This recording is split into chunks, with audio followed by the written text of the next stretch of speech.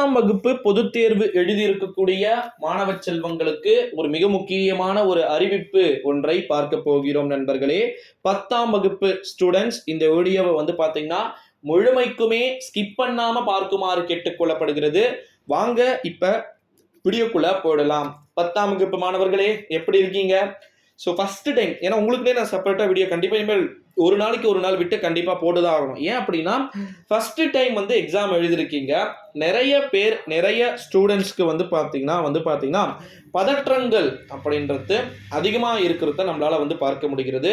So நல்ல mark வராதே bro, நாங்க நினைச்ச மார்க் பாத்தீங்கன்னா எங்களுக்கு கிடைக்காது அப்படின்னு சொல்லிட்டு ஸ்டூடெண்ட்ஸ் எல்லாருமே பாத்தீங்கன்னா ஒரு ஏக்கத்தோட இருக்கக்கூடிய ஒரு சூழ்நிலையில தான் 10ஆம் வகுப்பு பொதுத் தேர்வு எழுதியிருக்கக்கூடிய மாணவர்களுக்கு மே 10ஆம் தேதி ரிசல்ட் காலை 9:30 மணிக்கு அன்பில் மகேஷ் அவர்கள் வெளியிடுகிறாரு. கவலைப்பட வேண்டாம். தமிழ்ல பாஸ் ஆகிற அளவுக்கு தான் ஈஸியாக தான் கேட்டிருக்காங்க. இங்கிலீஷ்லையும் பாஸ் ஆகிற அளவுக்கு ஈஸியாக கேட்டிருக்கிறாங்க. மேக்ஸ்ல ஜாமெட்ரி கிராஃப் 1 மார்க் எழுதிருந்தீங்கன்னா பாஸ் ஆகிடலாம். சயின்ஸுக்கு கிரேஸ் மார்க் கொடுத்துருக்காங்க. ப்ளஸ் நீங்கள் ப்ராக்டிக்கல் எழுதிருப்பீங்க. ஓகேங்களா? ஸோ அதனால அதுவுமே சோஷியல் சயின்ஸும் டைம் லைனு, அப்புறமா map, fill in the blanks, choose the best answers, இதெல்லாம் எழுதி பாஸ் ஆகிடலாம். ஸோ இப்போ இப்படி பார்த்தாலும் 10th ஸ்டூடெண்ட்ஸ்க்கு ஒரு மோட்டிவேட் இப்போ கொடுத்து தான் ஆகணும். நீங்கள் கேட்கலாம் அந்த வீடியோவில் ஒன்றுமே இல்லையே ப்ரோ அப்படின்னு சொல்லிட்டு. மோட்டிவேட் தான் இதில் இருக்கக்கூடிய மைய கருத்து. ஓகேங்களா? மெயின் பாயிண்ட்டே அதுதான். ஓகேங்களா ஸ்டூடெண்ட்ஸ்? ஸோ அதனால் கவலைப்பட வேண்டிய அவசியம் கிடையாது. ஏன்னா நானே 10th எக்ஸாம் எழுதும்போது சொல்கிறேன், ஒரு 7-8 வருஷத்துக்கு முன்னாடி இதே ஒரு பயம்தான். ஒரு நாளும் தூங்கும் போது எழுந்துக்கும் போதும் ஒரு பயத்தோடவே எழுந்துப்போம். ஒரு ஃபுல் ஃபீலோட தூங்கவே மாட்டேனா. ஓகேங்களா? ஒரு பயம் திக் மூமெண்ட் கண்டிப்பா இருக்கும். ஓகேங்களா? ஏன்னா ஃபர்ஸ்ட் டைம் எக்ஸாம் எழுதியிருக்கோம்.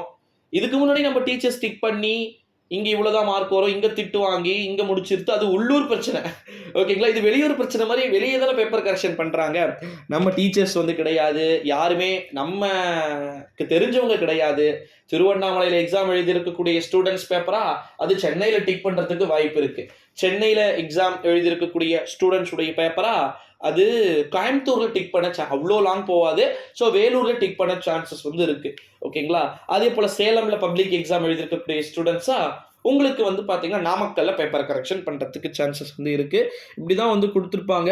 இந்த ஒரு சூழ்நிலையிலே 10ஆம் வகுப்பு பொதுத் தேர்வு எழுதியிருக்கக்கூடிய மாணவர்களை பொறுத்த வரைக்கும் நீங்க என்ன ஆன்சர் என்ன நோட்ஸ்ல படிச்சீங்களோ, என்ன மெத்தட்ல கால்குலேஷன் பண்ணி மேக்ஸை போட்டீங்களோ அதே மாதிரியான ஆன்சர்ஸ் கீ தான் புக்லெட் தான் கொடுத்துருப்பாங்க. அதுபடிதான் கவர்மெண்ட் டீச்சர்ஸா இருக்கட்டும், பிரைவேட் டீச்சர்ஸா இருக்கட்டும், அவங்க பேப்பர் கரெக்ஷனை பண்ண போறாங்க. பேப்பர் கரெக்ஷன் பண்றதுல நீங்க பயப்பட வேண்டிய அவசியமே கிடையாது. 100% உங்களுக்கு சாலிடா பாத்தீங்கன்னா கண்டிப்பா ஈஸியான மார்க்ஸ் ஸ்கோர் பண்ற மாதிரி தான் இருக்க போகுது. ஸோ நீங்க பெருசா வரி பண்ணிக்க வேண்டிய அவசியம்ன்றது கிடையாதுன்னு நான் நினைக்கிறேன். ஸோ அதனால டோன்ட் வரி. பொது தேர்வு எழுதியிருக்கக்கூடிய மாணவ செல்வங்களே, ஒருவருக்குமே பாத்தீங்கன்னா இன்ப அதிர்ச்சி தகவல்கள் இருக்கிறது. ஸோ நம்ம சேனலின் சார்பா லைவ் ஆல்சோ போட போறோம். பயப்படாதீங்க. 10th ஸ்டாண்டர்ட் சேனலை மறக்காம சப்ஸ்கிரைப் பண்ணிக்கோங்க.